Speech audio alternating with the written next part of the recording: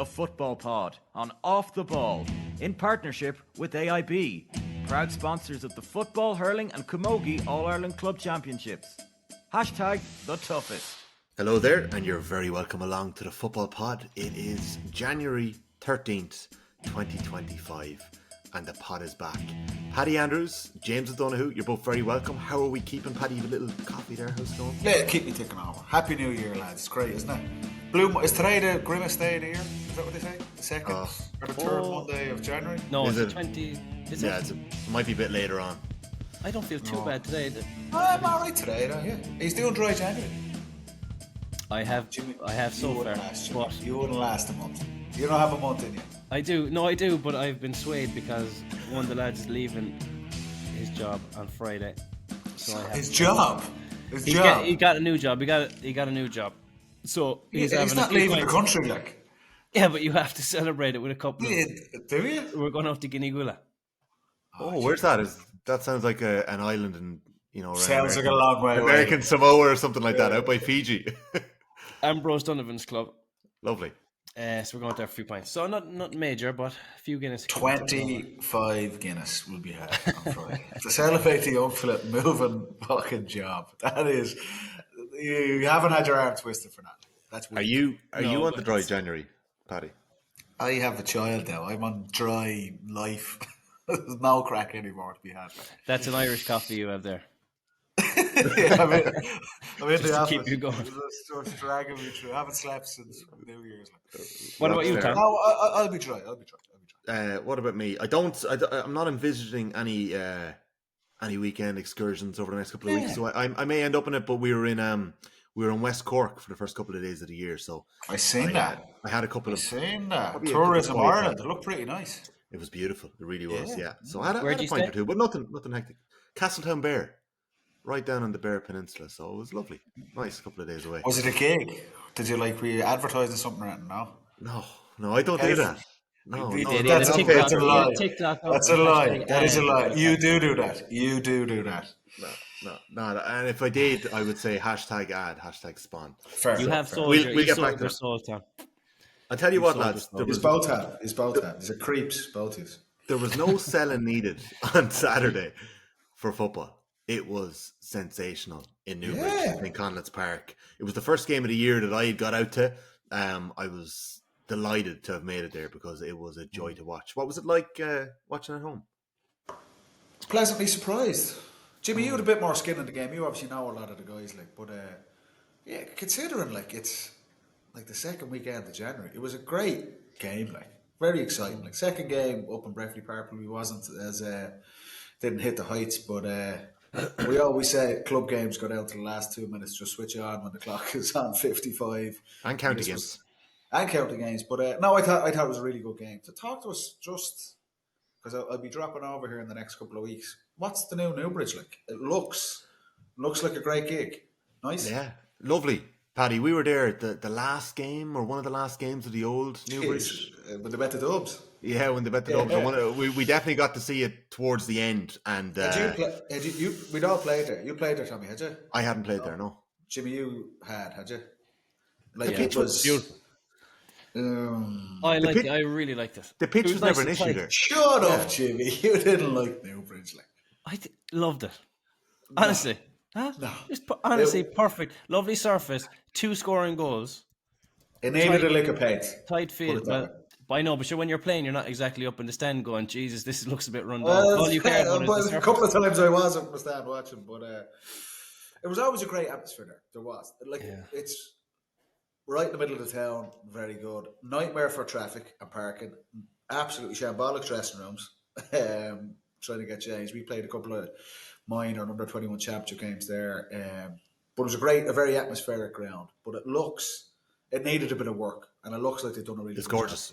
Yeah, lovely job. And what I found interesting actually when I walked in first was the wee robot mower that they've got motoring around the field, clipping the grass. Yeah. But also laying the lines on the field. I hadn't realised this. It was like the little robot mower was doing the lines. Now I didn't catch it doing the new 40-meter arc because the pitches are obviously painted for the new rules. But if that's the case, we have no crying and cribbing to be doing. We just need to get a couple of robot They've mowers. cut the groundsman then. So some poor groundsman has got the bullet because of this. Well, This is what happens. AI no, is taking I wouldn't say they've cut it. I'd say they've just changed his name to Chief Groundsman and he oversees the operation. Okay. You know, That's something like that. But anyways, the pitch, I had a little stroll along the field before the game. I was there early. It was soft in the corners, but perfect. Was it soft? Because I was a little actually bit in the thinking corners, that, but it was perfect. that in the weather over the was last bad, yeah. couple of days would have actually helped because you could still play the game fast. You know, it wasn't soft or boggy. So you're saying it was still soft in the corners? But not overly so. I guess when I was walking along initially, I was like, oh, cool, that's interesting. I wonder what it's like. But when I strolled onto the middle of the field and walked along, absolutely perfect. And it obviously lent to a brilliant game of football, which kind of from the start, you know, I think Errigal Ciaran got the first score. Dr. Crokes settled, you know, got 3 in the spin. But like after that, it was. But you know, I listened to the game on the radio for the first half. I actually only watched the game back because I was Tim and Ambrose yeah. were beside me. Yeah, were they? But I was doing the clock. I was doing the clock for them. They weren't too happy. They thought my clock was slow. But I listened to it before I watched it. And you can say this, Tom, because you were at it. The Errigal Ciaran supporters seemed to be so low. They had air horns. They screamed everything. I thought they were just very passionate supporters. Was that because of where you were? They were right in front of us, so we were right behind the Ciaran supporters. Kerry people there, like we had. I had great crack. Tony Brosnan nailed a free in the second half, right in front of the Errigal Ciaran crowd, and right in front of myself, Ambrose, and Tim. And as he was lining up the free, it was a tough free near the touchline. And he clipped it over, nailed it. But as he was lining it up, there was boos and there was jeers. And I'll tell you what, Tim and Ambrose were not happy. With their own crowd. No, it was brilliant. It was brilliant. Lads, like there's a bit of preview here. Like, cut the shit. Like the lads can't stand Tyrone. Like that's come on. No, that's not true. They love Tyrone. The boys are brilliant. Anyways, it always adds to it as well. You know, when you're watching a game and you're following, you get a bit of commentary on the left as well. It always helps as well. But I think there's a couple of moments actually, and I think this is actually going to be something for us when we're covering games live, especially with the new rules. Because it was such a frenetic, frantic, back and forth sort of a game and there was so much happening, anytime I kind of went to take a couple of notes or jot something down, I bloody missed something. So like Joe Guz's goal in extra time, I wasn't sure if he meant it. I thought it was nearly like a Kevin McMiniman or a job from back against Kerry when you're not sure that he mean to loop it into the top corner. It was an unbelievable finish. Rory Canavan's pass. I saw the ball leave his boot, but once Dara took off, I was like, who took the pass? Obviously it was Rory. TV missed that as well. It was TV actually missed it, yeah. That was that goal technically was perfect. Just the pass, the run from Dara Canavan out and cutting back in. Like any forwards watching that, it was textbook stuff. Yeah. Poor enough from like you look at Dr. Crokes and go, I probably had them as slight favourites to maybe win that game, and they go, where did they lose? They didn't get a handle on the Canavans, which is probably the most obvious trait. You look at what Kilcoo did in the Ulster Club final, where they really shut the two lads down, to be fair to them. It was a really solid defensive display from Kilcoo, but that still wasn't enough. It wasn't a great game. It wasn't a great spectacle. This was a much better, much more open game. This is the challenge for Cuala on Sunday now. But that goal, the pass was spectacular. The run out and back in, any forwards, getting the ball running at the goal, and then the finish was, wow. It was just perfect. Everything about it was just perfect forward play. And it was just beautiful to see. And like I said, the second weekend in January, it was beautiful, beautiful, beautiful thing. But I mean, if you go through the game, right, it went in periods for Errigal, periods for Crokes, and you didn't know where it was going to go. But if you actually think about who had the game in the palm of their hand, the Crokes had the ball with 30 seconds left, a point up in normal time, and they lose the game. Like as well as Errigal Ciaran played, and I thought they were outstanding. I thought they were actually the better team. They did so well to draw the game because they were beaten. Like that game, and they two bad misses, Jimmy. Like Rory Canavan and Ben McDonald. Yeah, both key players for them. You backed them both to score, particularly Rory Canavan, the one he gets in the middle of the goal. Like I couldn't believe he missed it. Yeah, Michael Burns gets that score, and you're right. You think that's it. Crokes have done it, and it's Gavin White on the free. But this is why. Let's talk about this now. Someone's got to come and get the ball off. Exactly. Come on. Someone has to. Goalkeeper, anyone. Like, that's get the ball. but I still think he did the best second option. Like, no one wanted that ball, and then I'm thinking, how can no one has want it? that? But You're has in it the come lead. from the sideline maybe to say, I don't want you going backwards in that situation as a rule of thumb throughout the year. If we have a free there, I don't want us going back and playing slowly. So Jimmy, this is it. This is it. It's literally the last kick of the game. I couldn't. When he kicked it and they lost, I still thought they'd get away with it. Yeah. But when they don't, I knew as soon as they had it, but they were in trouble. Because James, that was like, we all instinctively felt the same thing, right? That when White had the ball in his hands and the jeers were coming from the crowd, that it possibly, the referee was going to blow it up and it was going to be a throw ball. But what were you thinking watching it? Like, why was nobody bloody showing?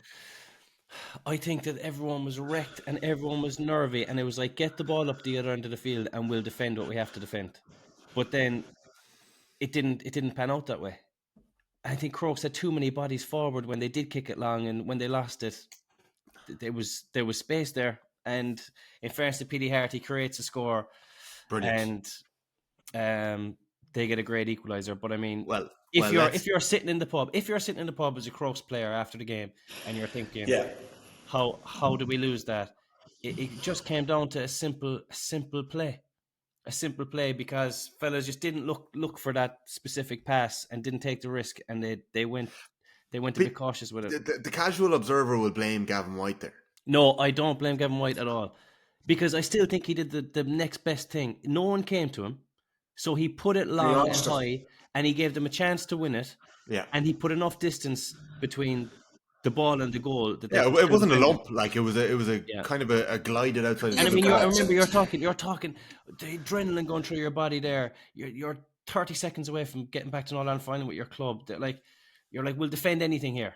But they just didn't. They didn't. But Paddy, without the surprise, I know, and I'm going to get to my boy. My boy again. But just on that play, the incredible thing is, like, you say, okay, our lad's tired, right? And maybe, it's injury time. It's a fairly pulsating game.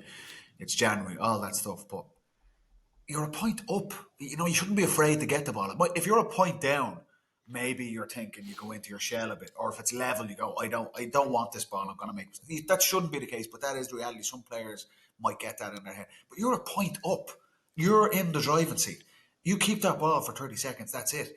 And maybe I'm thinking, I'm looking to the county players here. You're the men. Is maybe Gavin White, should he give someone else take the free and Gavin White goes and get the ball? We know his fitness levels, his speed. Should he be the guy receiving a little pop pass? Maybe Tony Brosnan or Burns are weighing. So Kieran O'Leary's on the pitch at had a really good impact on the game. He's really sharp. I just, you have to get that ball. Because if you lose it, and Murphy's Law, if you kick the ball long in that situation, the other team are going to get it. And the ref is going to give them a go. He's going to give them a go to get it back. And then it comes, obviously Peter Hart gets it, sprays it across, and our boy, Oak McCartan, again. Peter Oak McCartan. Ryder overs this kid. My God. What a score. And I wasn't shouting to tell you, I wasn't that invested in the game. But I'm looking, he's got two guys outside him on his left. And you're thinking... They didn't have many shooters, though. But this is the same guy after the Ulster final, and he said, like, I'm not a shooter. But he backs himself after his heroics against Kilcoo to win the Ulster title. And it was a beautiful... It's not an easy score because there's someone coming out to block him, and that's why I was thinking, you have an overlap here. It would be easy just to shift that on. And we're talking about maybe some of the Crokes guys just not having their head in the game at that crucial moment, or maybe not having the mentality to go and get the ball and win the game. This young man, Jesus Christ, to step up, to kick the score, a brilliant kick. Was the writing on the wall at that point? You have to say they would have been favourites going into once it went extra time. Because everything was with them. Like it was a killer for Crokes not to close the game out, but that score, that was, like I said, right or over stuff. 2 games in a row. Just on that, he's going to be Tyrone captain this year. Get that young man. Centre back. I had a wee chat with our buddy Kieran McAleer afterwards, and he's trying to pick where to build a statue for Peter Oak McCartan. He was saying, Paddy, just on that, right? You're talking about a fella who's technically not a shooter, right? He looks pretty good to me. But like, but hold on, like he's a senior club champion with Errigal Ciaran and Tyrone twice now in the last couple of years, an Ulster champion. There's a base level of skill and quality to be able to play football at that level. At that you would stage. think that too. You would think that. Okay, but what I'm trying to get at is there an extra bit of, is there something there with Bottle or mentality that when it's like you're not panicking in that clutch moment, like is there something in his personality that allows him to be, even though he mightn't kick 10 shots a game, he's able to stand up in those moments? If he didn't kick that winner against Kilcoo in the Ulster final, I don't think he'd have taken that shot on. Possibly. So that Did comes he with kick the context. equaliser against Kilcoo as well? Didn't he kick the equaliser and the winner? Oh, he missed one against Kilcoo as well. that's a good question. I'm not sure. Maybe. Okay. He definitely kicked one late on to keep him in it, or maybe equalise, and then he kicked the winner. He kicked two late on. But if you look, his score, the winning score in the Ulster final it's on the wrong side. That's it's a great kick. You know, he has a skill level there. He's downplaying his quality there. Maybe the one at the weekend that's coming in on that right side. Like I say, there's someone coming at the block, which maybe catches your eye, but it's probably an easier kick for someone to kick. Have the skill set to kick that score in the Ulster final. This guy can shoot. Yeah, so he has. So then it's just a case of, as Jimmy says, if you have the stones to go for it. Yeah, exactly. Well, I think then extra time happens, right? And what we'd seen, just we barely even spoken about just kind of what we witnessed with the two Canavans. But on the flip side, Micheál Burns had a phenomenal game. Tony Brosnan scored his frees. He got one big point from play. I think his kick passing was nice, but he maybe didn't have the impact from play you might have expected. But he had 12 points from Brosnan and Burns. And then the first 110, the first 11 scores for Errigal Ciaran came from the Canavan brothers. But then suddenly, as so often happens, those boys started cramping up. Like Dara Canavan was hobbling about the field in extra time. Rory Canavan was struggling. He was being helped a couple of times with cramp. Micheál Burns had to leave with cramp. Tony Brosnan was still going till the end, but other players stood up, and Big Joe Goes, like the impact this fella had in extra time. I may have just missed it, in the flow of the game. I thought he was quite quiet before that. Well, but he got a phenomenal point. He fisted a great, and I know we don't like the fisted score, but he took his man on the end line, and to get that ball over, he could have been horsed over the end line, or his fist pass could have been blocked down. So he got an inspirational score there. And then he also did an inspirational block in extra time, and then he got that goal. The finish for the goal was absolutely sensational. To punt it outside of the boot into the top corner in extra time on our semi. But the photo, Pierce from Sportsfile got the photo. And pronounce the second name, go on. I can't. It's like me trying to pronounce the Galway club with us the Intermediate All-Ireland final earlier. It is difficult. I bottled it halfway through. Pierce from Sportsfile. Yeah. Pierce from Sportsfile. But super stuff. But Paddy, the Canavan brothers, right? You played with the Brogans. James, you played with the Cliffords. Like in a game as big as that, right? And I'm not trying to be, use a bit of hyperbole here, but it just felt like we were watching something special between the two lads, two brothers having such a significant impact in a game as big as that. Have you seen that? Like nobody else had scored till the 54th minute. Like what I'm getting at here. Have you seen brothers have an impact in a game as big as that before in the same manner? Yeah, like those guys you mentioned. See, Jimmy would say Cliffords have done it at the highest level with Kerry. The Brogans would do it with Plunkett's against us in club championship games. Oh, really? The Brogans, just the Brogans, like yeah. But like you have to remember, they're unbelievable players, both of them, and at that level, they stand out even more. So we've yet to see it in inter-county Tyrone context where the two guys link up like that, and that will come. They're only young guys, but at that level, not to be down, but they should be standing out. They're brilliant players, and that's the reason why Derek Canavan's one of the best forwards in the country, and Rory has all this potential to join him at that level. And the way the team is set up, every ball is looking for those guys. If you're on the Errigal Ciaran team, everyone is trying to get the ball to these guys. So they're going to get loads of opportunities to do that. So it's not... I thought they were outstanding. And, I have massive... I think Derek Canavan is one of the top forwards in the country, like top three, that level of player. So which one of you picked him as your bloody player to watch last year, or the year before, or something scandalous like that? Probably me. I think I picked that. All Ireland winner Derek Canavan is my player to watch. Him and Con. But you better do your homework, because I'll be looking for players to watch next week. But no, like they fired them to the All Ireland final, and that is the big conundrum for Cuala on Sunday. Yes, like Kilcoo had a template where they did shut these guys down. It was a pretty dour game. and still didn't get the job done. Yeah, well, they shut Rory down. Like Dara still made the goal and definitely set up. But it's not the points. impact he's had in other games where he nearly runs amok on Saturday. But with the quality of player that they are, and the way Crokes probably were a little bit more open than I thought they'd be. Jimmy, maybe when they have the ball, they're a lot more conservative about things. But I thought they would have been maybe a little bit tighter and trying to shut that down. And that's ultimately that was the win and losing the game. Yeah. When two forwards like that go off, that's the day. So we say it with Kerry all the time. If the Cliffords go off on one, there's not a lot you can do.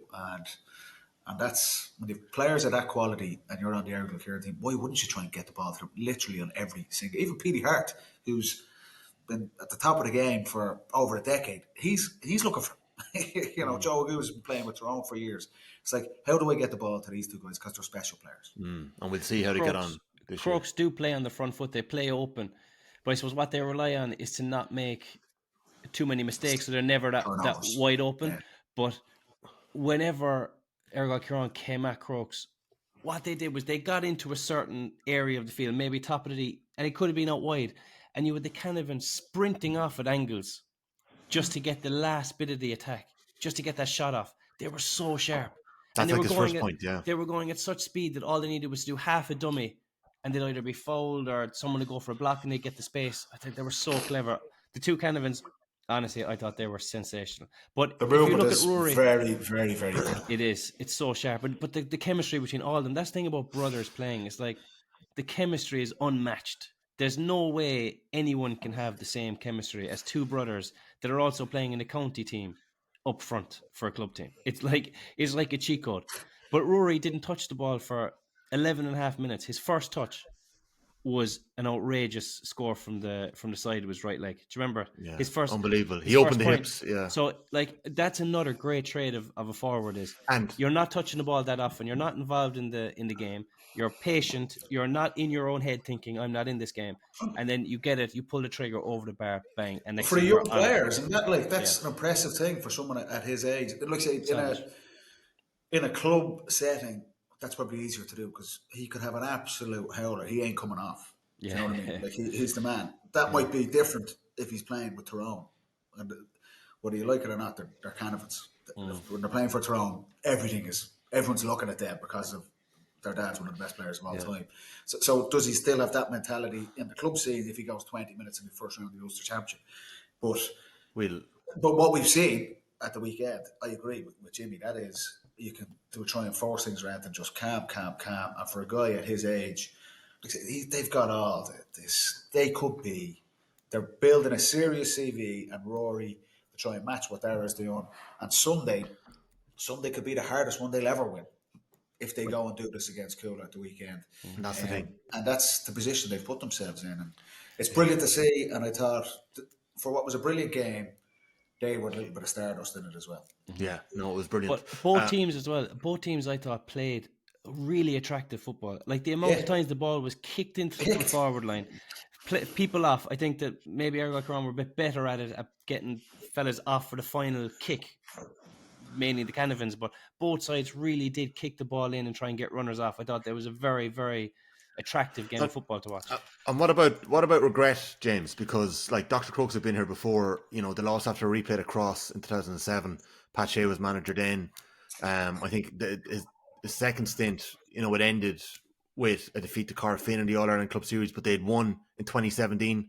They bet Schlockneil in that final. He's back again. He's done so much to them this year. They kind of came from nowhere, really, in a sense. Not that Dr. Crokes ever come from nowhere, but they didn't get out of the group last year. They lost early on in the championship. So, regret. Like, how is this going to hit them? Because they reeled off their bench, and you had Dahi Casey, you had John Payne, you had Kieran Leary coming on. Kieran Leary and Kieran Leary was playing in 07, wasn't he? Like, there's players from back then playing. Brian Looney had a big impact in the game. Fionn Fitz is 34. Like, are these lads going to stay on? Is Pat Shea going to stay on? Or is the Crokes? I don't know. I suppose they'll have decisions to make, but I mean, there's always kind of plenty fellas coming through with Crokes, in fairness, that they can put together a strong collective. But there's no doubt they'll be rocked by this because they'll feel like they left it after them, because of how close the game was. But I've never been in a situation of being in an All-Ireland club semi-final, so I don't know how much it's going to rock them. But I think the feeling definitely was that they were in that game and could have taken it. So it'll hurt badly for them. But they'll be back. There's no doubt. But the only thing is, the one thing I will say about the final, right? Yeah. Let's get to the Cuala now because all the talk has been Errigal Ciaran. Okay, perfect. Oh yeah, we'll get to Cuala. But say if you're talking about a week turnaround, right?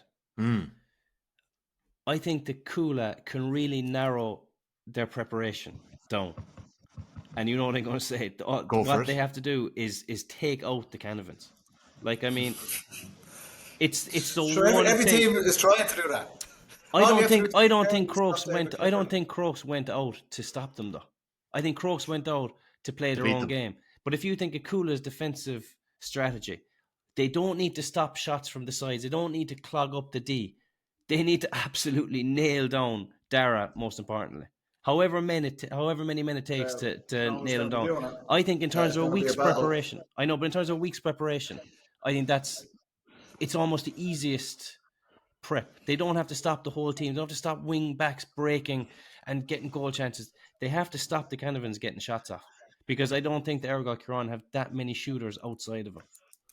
That's what I think. I think the Cuala are favourites for the final on Sunday. Well, you'd be surprised because Cuala, as you boys will know, were tipped by myself very early on. Cuala were number one on my power rankings. They were number one. They were number one with the bookies since the middle of November.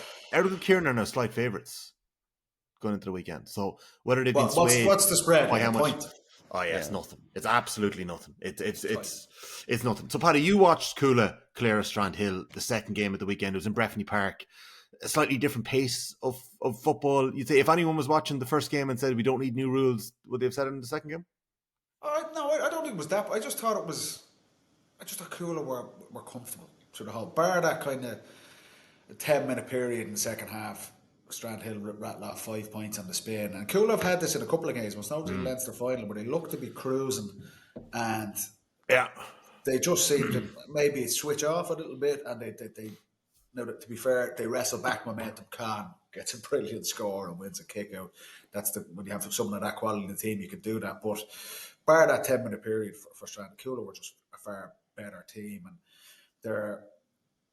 I know we look, and maybe a lot of the talk will be around Fitzsimons picking up Dara Canavan this weekend, which he will, and that is a brilliant battle to see in a club game. The same, who's going to try and pick up Khan and his brother. Obviously inside, he's been doing a lot of damage for Cuala. But how sharp did they look, Paddy, on Saturday night? Yeah, I thought they were really good, but like it was a comfortable game. It didn't have the jeopardy of what we seen beforehand in Newbridge. That you felt Cuala were going to be favourites going into the game. It transpired like that. I know Strand Hill have been able to kind of frustrate teams, and you know it's a brilliant story for them. The first Sligo team in over 4 decades to win the Connacht title and get to this point, but you just felt Cuala at arm's length for the entire match. And Strand Hill, they look back, no more so over Dr. Crokes. They were sloppy at times with the ball, and that just Cuala. They're similar in a way, and people won't like me saying this, to what Kilmacud Crokes have been the dominant team in Dublin and probably across the country over the last 3 or 4 years. And what makes Crokes stand out in Dublin is that they're just very hard to play against. They have a lot of solid players. They're really well coached. And Crokes obviously had a bit of sugar on top with Mannion and Walsh. Not every team is going to have that, but in terms of the other 13 players in the team, they don't make mistakes. They're big, they're strong, they're athletic, they're well organised. And with Cuala, it's a very similar set. They don't give away anything cheap. And I know that's you're making a point, Jimmy, around can they shut down the Canavans and like Fitzsimons on Darkham. It'll be a whole unit. I know we say this with teams, but Cuala just don't do anything stupid, really. They're hard to play against. They'll make you work for every score. And if they can stop that little bit of a brain freeze, which has tended to happen in a couple of games where they're nearly too comfortable. We say that Leinster Club Championship and then again at the weekend where the game is kind of over. All you have to do is just keep this 6 iron down the middle and you're sorted. If they allow a period of 5 or 10 minutes, again, where they just lose momentum, sloppy turnovers, and the Canavans get on the end, and I think that could swing the game. You know, this is really, really tight. We were on the WhatsApp after the 2 games. It's a really tough one to call. I know you fancy Cuala. You're nailed on for Cuala, Jimmy, are you? I am. I'm saying Errigal Ciaran all the way through.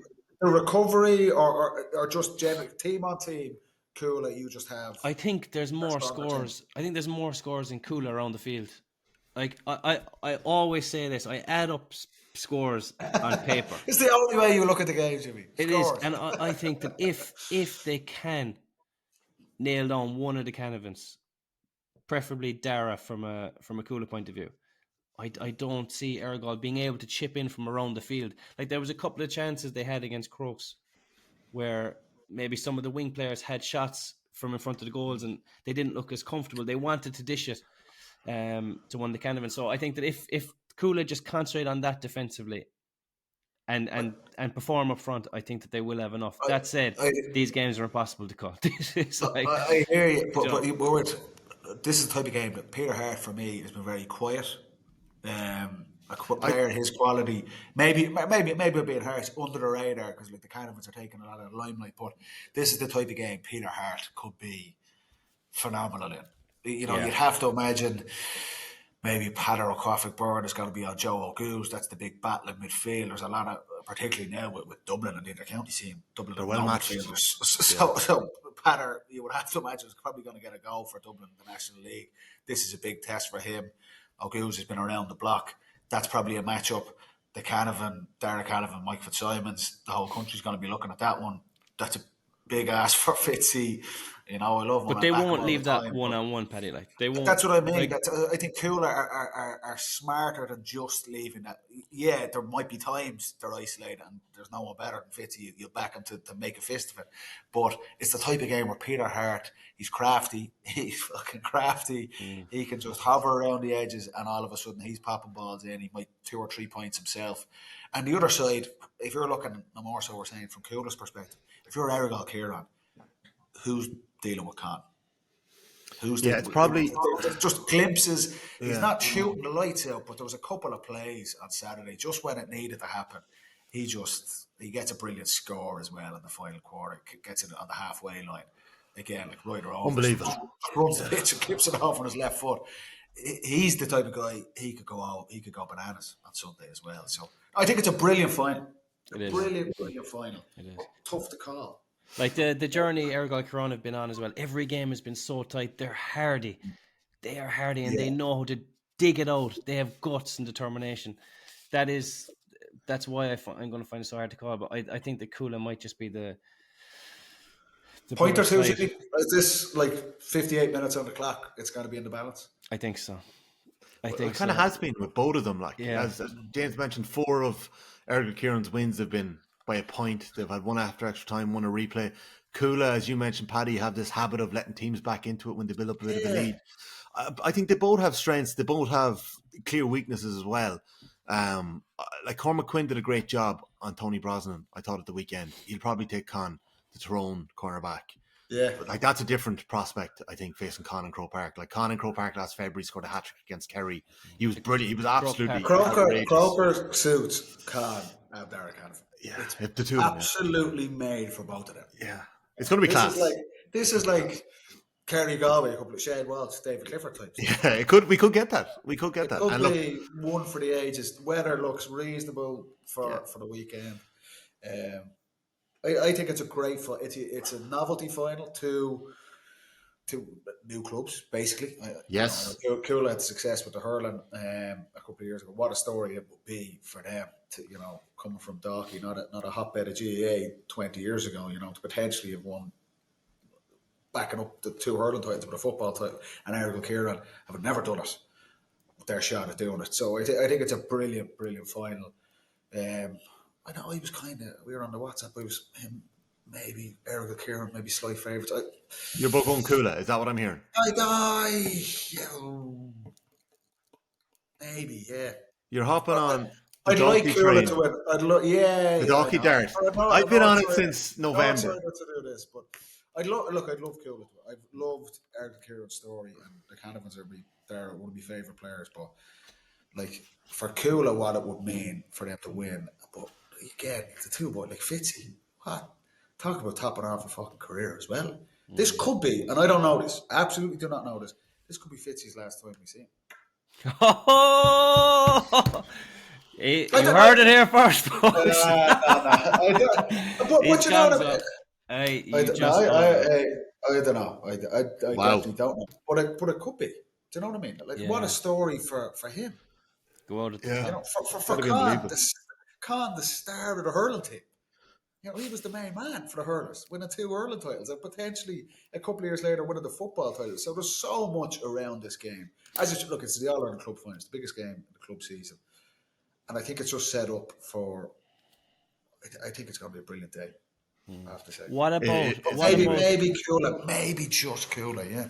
What about the impact of the extra time? Like, because obviously the games were fixed for the previous weekend. There was going to be a 2-week run in, right?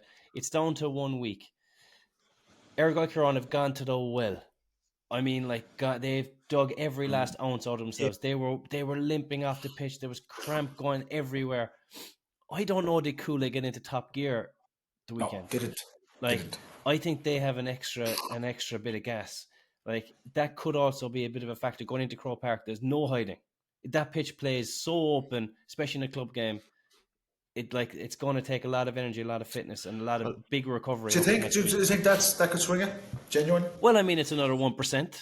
You know, it's going to be so tight. I just wonder, Cuala have more energy in the locker after an easier. I put that to Enda McGinley after the game, the Errigal Ciaran manager, and he was like, "Look, if there's no injuries in that dressing room when I go in, we can deal with tiredness, we can deal with cramping, we can mentally get right." He goes, "In 20 years' time, when we look back on it, it's not going to wash with anyone if we say, Jesus, we were tired from extra time the week beforehand." So that cannot be an excuse. And you just have a feeling, right? Am I going to give Cuala the kiss of death here on the pod? Because quite often when we go 3 on a team, it backfires, or am I going to go and hedge my bets at Errigal Ciaran? I think I'm going to switch. I've been won over by the Errigal Ciaran story at the weekend, so I'm calling them. You drank the Kool-Aid. You were there. You were surrounded by the Kool-Aid. crowd. Yeah. Okay, so look, lads, I think we're going to, that's that. And next Monday, we're going to start the pod talking about the All-Ireland final. After that, we are going to begin our build-up to the National Football League, an unbelievably big year of GA. We're actually going to do 2 pods next week. We'll have our members pod out then on the Wednesday, so we'll kind of split it between the 2, our league preview. So you're going to have a bit of homework to do during the week. I want your player to watch, your team to watch. Even under the new rules, I still want it. You're also going to have to get up. Well, I'm going to take a little break in a minute, and I'll come back for 5 minutes on that. So just to mention as well, Naomh Padraig, Muff in Donegal, they won their junior semi-final on penalties against Kilmurray of Cork there at the weekend. That final is going to be the 25th. Kellan McColgan, the Donegal forward, kicked 3 points and won a penalty in extra time, so that was big for them. And obviously the Ballinderry Crossmolina intermediate final was postponed last week due to a tragic event, the death of Roisin Cryan, who's connected to the Crossmolina club. So we just want to pass on our sympathies to everyone, all of our family and everyone down that direction. Just an awful story, awful news, and we're all thinking of you. So I'm going to take a little break on the football pod, and we'll come back looking ahead to next weekend.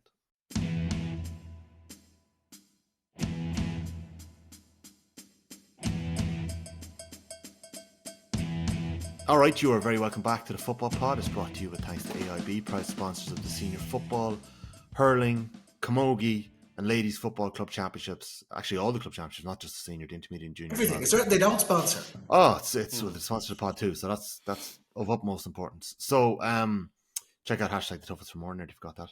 We were talking about the club finals there. What are you hearing? Like, I want to hear what 2 of the best connected, finest pundits in the country are hearing about the new rules. Like, you haven't been on the pod for about 6 weeks. Tell me what little grains of information you can bring the listeners before they kick into gear the leagues in 2 weeks' time, because there's a lot of intrigue out there, lads. What are you hearing? Positivity or trepidation?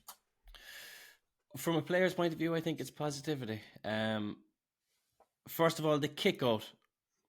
I think the kick-out is going to be a major player this year, because the short, clever kickouts are not going to be in play. It's going to be a long fight for your ball. Your 2 midfielders. I know we said that they might need to be runners. They need to be ball winners as well, because a lot of it is being put down and launched. So that's the first thing. I think the kickout's going to be massive. The second thing is the tap and go. I think is more of a factor than people realised it was going to be. So if you're fouled, you can tap and go within 4 seconds, and you can't be touched for 4 steps. So if you're fouled, you can tap and go. You're past that man and you're on to another one. And also with the tap and go, if you're fouled, you can actually give it to your buddy to tap and go. You don't have to tap and go yourself, which is another game changer. Like if you're fouled and you're not the quickest, and next thing someone like a Gavin White is next to you, you throw the ball to him, he taps and goes, and next thing you're 30 yards up the field. So there's about 7 clauses. There's about 7 clauses with the solo and go rule. Yeah. But like it could be a game changer, and it's kind of been seen early on. You have to. It has to be taken immediately, though. It has to be taken very, very quickly. I think it's 4. Yeah, I think the wording is discretion of the referee. I think the wording is immediately, like, so it could be tricky to kind of hand it off to somebody and take it. But you're right. I think that is a possibility. It's possible, yeah. Yeah, and the kick out is a big thing as well. Andy McEntee, Antrim manager, was saying the amount of contests that he's seen from the kick out has been the biggest change. He hasn't seen too many apart from that. Anything else you're hearing before we cross over to Paddy and we hear what the Dubs are saying? Just that the players reckon there's going to be far more goal chances this year. Scores everywhere, yeah. Just because obviously there's less clutter around the middle, so line breakers are going to be more common. And once you've a head of steam up and pace, if you're getting that ball dished you, like someone like Keegan made a career out of, yes. I think that a lot of those kind of players are going to be very relevant as well. Like Joe goes to the weekend, and you don't think that the reduction of 4 to 3 points is going to negatively impact the goals? You think the amount of people trying to defend 2-point opportunities are going to lead to more goal chances? I'm still delighted it didn't go to 4 points, because no one would ever kick a point again. Like, it would be worthless if you just to kick a 1-pointer when you could get a 4 or 2.